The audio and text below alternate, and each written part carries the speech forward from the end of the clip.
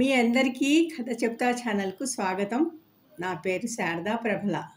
నాకు ఇంకా గుర్తుందర్రా, నేను చాలా చిన్నగా ఉన్నప్పుడు ఒకరోజు రాత్రి చాలా భయం వేసేసి అమ్మ అమ్మ భయం వేస్తుందని పెద్దగా అరిచాను. అప్పుడు మా అమ్మ పరిగెత్తుకుంటూ వచ్చి, బాబు నువ్వేం భయపడకు, ఏం భయం లేదు, నేను ఇక్కడే ఉన్నాను కదా, నీకెందుకు, ఆంజనేయ స్వామి ఉన్నాడు అనేసి ఆమె ఏవో చదవడం మొదలుపెట్టి, అది ఏం చదువుతుందో నాకు తెలియలేదు, ఎందుకంటే నేను చిన్నవాడిని కదా, అప్పుడు నేను చాలా చిన్నవాడిని కాబట్టి నాకు తెలియదు ఆమె ఏం చదువుతుందో. తర్వాత పెద్దయ్యాక తెలిసింది ఆమె, మా అమ్మ హనుమాన్ చాలీసా, హనుమంతుడి గురించిన శ్లోకాలు అవన్నీ చదువుతూ నాకు భయం లేకుండా నన్ను దగ్గర పెట్టుకుని ఇవన్నీ చదవడం వలన నాకు కూడా భయం పోయింది. అలాగా నేను ధైర్యంగానే ఉండగలిగాను, ప్రశాంతంగానే ఉండగలిగాను, భయం పోయి అని తర్వాత తెలిసింది. అంటే ఆంజనేయ స్వామి అంటే ఇలా తలుచుకోగానే భయం పోతుందా అనేసి నాకు అనిపించినప్పుడు, ఆ తర్వాత 1-2 సార్లు అలా అనిపించినప్పుడు మా అమ్మ ఏం చేసిందంటే ఒక లాకెట్ తీసుకొచ్చింది, నా మెడలో వేసింది. అది ఏంటంటే ఆంజనేయ స్వామి ఆ లాకెట్లో ఉన్నాడు, ఒక గొలుసులో పెట్టి మా అమ్మ నాకు మెడలో వేసిందనమాట. కానీ మీరు నమ్మరరా, నేను ఆ లాకెట్ వేసుకున్నప్పటి నుంచి అస్సలు భయమే వేసేది కాదు. ఇప్పుడు రాత్రిపూట కూడా నేను ఇప్పుడు భయపడలేదు.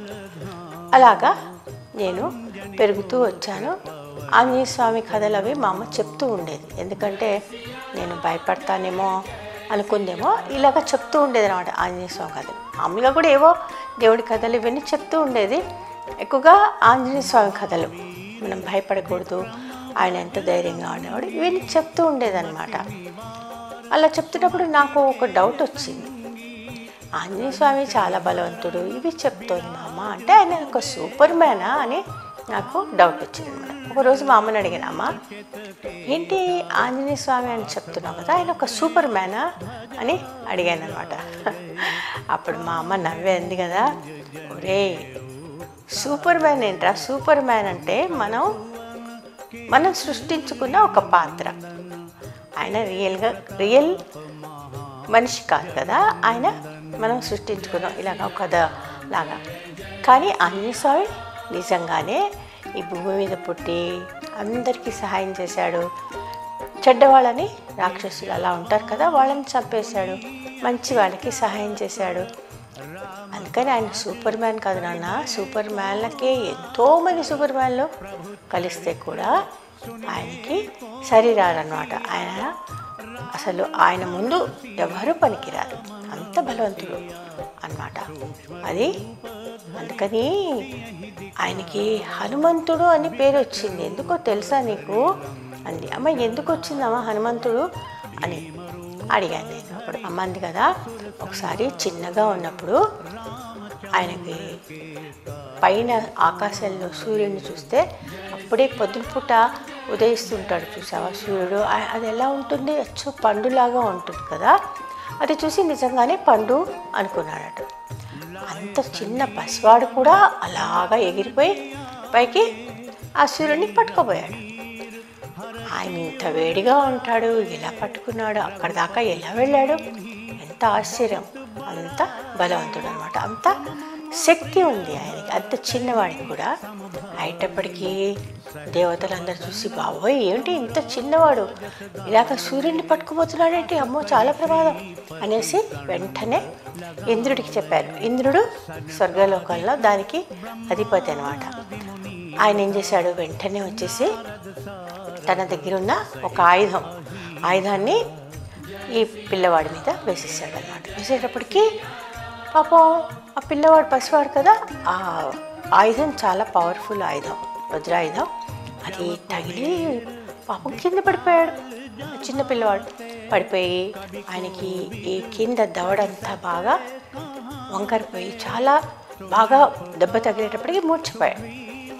అది చూసి వాళ్ళ తండ్రి వాయుదేవుడు అనమాట, మనం మామూలుగా గాలి పీలుస్తుంటాం కదా, ఆయన దేవుడు, దానికి దేవుడు అనమాట వాయుదేవుడు. ఆ వాయుదేవుడికి కోపం వచ్చేసింది, ఏంటి నా కుమారుణ్ణి ఇలాగ పడేశారు ఆ దేవతలు అనేసి కోపం వచ్చేసేసి వాళ్ళందరి దగ్గరికి వెళ్ళారు. ఏంటి మీరు ఇలాగ చేశారు, చిన్న పిల్లవాడిని ఇలా చేయడం న్యాయం కాదు, మీరు పిల్లవాడిని రక్షించండి, ఆ పిల్లవాడు మూర్ఛపోయాడు, అతనికి ఏమన్నా అయితే నేను ఇంకా భరించను, ఇలాగ మీరు చేయొద్దు అని ఆయన చెప్పాడనమాట. అయితే వాళ్ళెవ్వరూ ఏమీ మాట్లాడలేదు. అప్పటికీ ఆయన చాలా కోపం వచ్చేసి ఆయన ఏం చేశాడంటే, గాలి మామూలుగా వీస్తూ ఉంటుంది కదా, గాలి వీస్తుంటుంది, మనం గాలి పీలుస్తుంటాం కదా, కానీ అప్పుడు ఏం చేశాడంటే ఆయన కోపం వచ్చేసి గాలిని ఆపేశాడనమాట. ఇంకా అసలు ఎవరికి గాలి ఆడట్లేదు, మొత్తం భూమి మీద అందరికీ చాలా కష్టం అయిపోయింది. అయ్యో ఎలాగా మనుషులు ఎవరు చచ్చిపోతారు, గాలి ఆడకపోతే చనిపోతారు కదా. అలాంటి పరిస్థితి వచ్చినప్పటికీ అందరూ పెద్దగా అయ్యో దేవుడా అనేసి అందరూ పెద్దగా ఏడుస్తూ అందరూ దేవుణ్ణి ప్రార్థించడం మొదలుపెట్టినప్పటికీ అప్పుడు ఇంకా అందరికీ దేవతలకి అందరికీ భయం వేసేసింది. అప్పుడు అందరూ శివుడు, విష్ణుమూర్తి, బ్రహ్మదేవుడు, అందరూ దేవతలు అందరూ వెంటనే ఇక్కడికి వచ్చేసారు. ఆ పసిపిల్లవాడు కింద పడిపోయాడు కదా, కింద పిల్లవాడు పడిపోయిన చోటుకి అందరూ వచ్చేసారు అన్నమాట. వచ్చేసేసి వెంటనే క్షణించి తేరుకోవడానికి సహాయం చేశారు. అతనికి ఎలాంటి ప్రమాదం లేకుండా వాళ్ళు కాపాడారు. అంతేకాకుండా అతనికి ఏం చేశారంటే బోలెడన్ని వరాలు, అంటే ఎలాంటి ప్రాబ్లమ్స్ రావు ఎవరి వల్ల, ఆయుధాలు కానీ మనుషులు కానీ ఎవ్వరూ ఆయన్ని ఏం చేయలేరు అనేసి చెప్పారనమాట. అందరూ వరాలు ఇచ్చారు. అప్పుడు వాయుదేవుడు కూడా చాలా సంతోషించి మళ్ళీ యథాప్రకారంగా గాలి అది మామూలుగా వీచడం మొదలుపెట్టింది. ఎవరికి ప్రాబ్లం రాలేదు. అప్పుడు ఆయన కూడా చాలా సంతోషించాడు అనమాట. అలాగా ఆయన దవడ కింద ఇలాగా దెబ్బ తగిలింది కదా హనుమంత, అది దవడకి దెబ్బ తగిలి అలా అయింది కాబట్టి హనుమంతుడు అని పేరు పెట్టారు అని అమ్మ చెప్పింది అనమాట. ఓ అందుకని నా హనుమంతుడు అంటారు అని అనుకున్నాను. అయితే నాకు ఇంకొక డౌట్ కూడా వచ్చిందరా. అన్నాను, అమ్మ మరి మేము స్కూల్కి వెళ్తున్నాం కదా, ఆయన కూడా స్కూల్కి వెళ్ళేవాడంటావా అని. అమ్మని అయ్యో స్కూలు తప్పకుండా స్కూల్కి వెళ్ళాడు ఆయన. అంటే ఆయన స్కూలు చాలా తమాషా స్కూల్ తెలుసా, గో పైన ఉంది కదా ఆకాశం, అదే ఆయన స్కూలు అంది. ఏమిటి ఆకాశంలో కూడా స్కూళ్ళు ఉంటాయమ్మా, ఎప్పుడు వెళ్ళలేదే అన్నాడు. నీ మొహం, నువ్వు ఇంకా చిన్నవాడివే కదరా నువ్వు వినడానికి, కానీ ఆకాశం ఆయన స్కూలు అంటే ఆకాశంలో సూర్యుడు ఉంటాడు కదా, మరి సూర్యుడే ఆయనకి టీచర్ అన్నమాట. ఇప్పుడు నువ్వు స్కూల్లో టీచర్ ఎలాగో ఆయనకి ఆకాశంలో ఉన్న సూర్యుడు టీచర్. ఆయన ఆ సూర్యుడి దగ్గరే చదువు నేర్చుకున్నాడు అని చెప్పిందమ్మా. ఏమిటి సూర్యుడి దగ్గరికి వెళ్ళి చదువు నేర్చుకున్నాడా? అమ్మ బాబోయ్, అంత వేడిగా ఉంటాడు కదమ్మా, ఎలా వెళ్ళాడు ఈయన, ఎలా నేర్చుకున్నాడు అయినా, ఎట్లా కష్టంగా అంత వేడిగా అని నేను అడిగాను అనమాట. అంటే అమ్మంది కదా, మరి అదే నేను చెప్పాను కదా, చిన్నప్పుడే ఆయన సూర్యుడి దగ్గరికి వెళ్ళిపోయాడు. అలాంటిది ఇప్పుడు ఇంకొంచెం పెద్దవాడయ్యాడు కదా, ఆయనకి సూర్యుడి దగ్గరికి వెళ్ళడం చాలా ఈజీగా ఉందన్నమాట. అలాగా వెళ్ళిపోతుండేవాడు. వెళ్ళిపోయి నేను అక్కడే నేర్చుకుంటానని వాళ్ళ అమ్మకి నాన్నకి చెప్పేసి ఆ సూర్యుడి దగ్గరికి వెళ్ళి, స్వామి నేను చదువుకోవాలనుకుంటున్నాను, మీ దగ్గరే చదువుకుంటాను, నాకు మీకు చాలా జ్ఞానం ఉంది, చాలా మీకు పాండిత్యం ఉందని అందరు చెప్తారు, నాకు నేర్చుకోవాలని ఉంది. అప్పుడు ఆయన అన్నాడు కదా సూర్యుడు, నాయన నువ్వు చిన్న పిల్లవాడివి, నేనేమో ఒక చోట ఉండను, అలాగా తిరుగుతూ ఉంటాను కదా పొద్దున్న నుంచి సాయంకాలం వరకు, కాబట్టి నీకు నా చుట్టూ తిరుగుతూ నాతో పాటు నువ్వు తిరుగుతూ నువ్వు ఆకాశంలో అలాగా నీకు నేర్చుకోవడం చాలా కష్టం, మరి చూడు అని ఆయన అన్నాడు. లేదు స్వామి, నేను తప్పకుండా నేర్చుకుంటాను, నాకేం పర్వాలేదు, నేను కూడా మీతో పాటే తిరుగుతాను, నాకేం పర్వాలేదు, నేను నేర్చుకోగలను అనేసి చాలా ధైర్యంగా చెప్పాడనమాట. అప్పుడు అతని భక్తికి, అతని ఇంట్రెస్ట్ అనమాట, ఎలా అయినా శ్రద్ధ అవసరం కదా, అలాగా చదువుకోవడానికి శ్రద్ధ ఉంది కాబట్టి సూర్యుడు ఏం చేశాడంటే, సరే నాయనా నువ్వు ఇంత ఎలాగైనా నేర్చుకోవాలని ఒక శ్రద్ధతో నా దగ్గరికి వచ్చావు కాబట్టి తప్పకుండా నేను నీకు నేర్పిస్తాను అని ఆయన చాలా జ్ఞానం అవన్నీ ఆయనకి చెప్పి అనేక విద్యలు ఆయనకి చెప్పాడనమాట. అలాగా సూర్యుడి దగ్గర ఆయన చక్కగా పాఠాలు అవి నేర్చుకున్నాడు అని చెప్పింది అమ్మ. అలా అమ్మ అన్నీ చెప్తూ ఉంటే నాకు చాలా ఆశ్చర్యం వేసింది అనమాట. హనుమంతుడు ఇంత గొప్పవాడా అనేసి నేను ఆలోచిస్తుండేవాడిని అనమాట. అలాగా హనుమంతుడు ఇంకా పెద్దవాడయ్యాడు.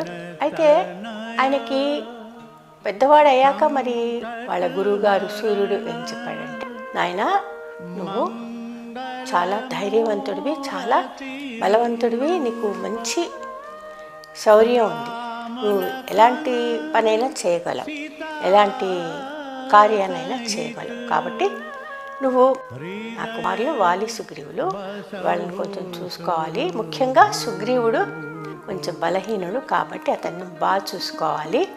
ఎందుకంటే వాలికి సుగ్రీవుడికి కొంచెం పడదు కాబట్టి సుగ్రీవుని నువ్వు బాగా చూసుకోవాలి.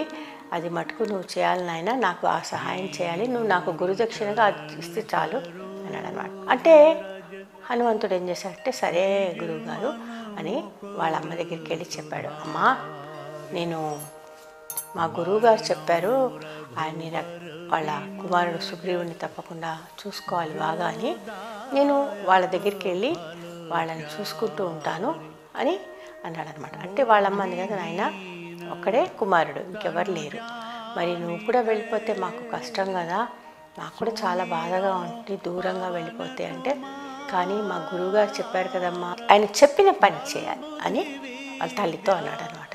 నేనప్పటికీ పాపం ఆయనకి చాలా బాధ అనిపించింది, కానీ ఏం చేస్తుంది, ఇలాగా వాళ్ళ గురువుగారు చెప్పారంటే మరి తప్పకుండా చేయాలి. సరే నాయన, నేనేం చేయలేను, నువ్వు గురువుగారు చెప్పిన పని చెయ్యి, తప్పకుండా వెళ్ళి ఆయనకి ఉన్న కుమారులు వాళ్ళు ఉన్నారు కదా, వాళ్ళని చూసుకో అని చెప్పిందనమాట. చెప్తే అప్పుడు ఆయన కిష్కింద అనే రాజ్యానికి వెళ్ళి వాళ్ళ కుమారులు ఇద్దరిని చూసుకుంటూ ఉన్నాడనమాట. ఇలాగా మా అమ్మ ఆంజనేయ స్వామి గురించి చెప్తూ ఉంటే నాకు చాలా ఆనందంగా ఉండేది, చాలా ఇంకా వినాలి ఆయన గురించి అని ఉంటుండేది అనమాట. అవునరా, నేను ఒక సంగతి చెప్పడం మర్చిపోయాను. హనుమంతుడి వాళ్ళ అమ్మ గురించి చెప్పింది మర్చిపోయినా నేను జ్ఞాపకం చేసుకుంటున్నాను ఇప్పుడే. సరే, ఒక పని చేద్దాము, మళ్ళీ వీడియోలో మనం దీని గురించి చెప్పుకుందామా. ఇప్పుడు నేను పెద్దవాడిని అయ్యాను కదా, అందుకని మా అమ్మ చెప్పిన కథలన్నీ ఇప్పుడు గుర్తుకొస్తున్నాయరా. ఇంతకుముందంతా నాకు చిన్నప్పుడు జరిగినవి నేను చెప్పాను కదా, మా అమ్మ ఎలా చెప్పింది అది. ఇప్పుడు నేను కొంచెం పెద్దవాడిని అయ్యాను కాబట్టి నాకు కూడా ఈ హనుమంతుడి గురించిన విశేషాలు ఇంకా చెప్పాలని ఉంది. వాళ్ళమ్మ ఎలాగా శాపం పొందింది, మళ్ళీ ఎలాగా ఆవిడ హనుమంతుడికి తల్లి అయింది, అవి కథ ఉందరా. అది నెక్స్ట్ వీడియోలో మనం తెలుసుకుందామా, సరేనా? राम काज करिबे को आकर, प्रभु चरित्र सुनिबे को रसिया, राम लखन सीता मन बसिया।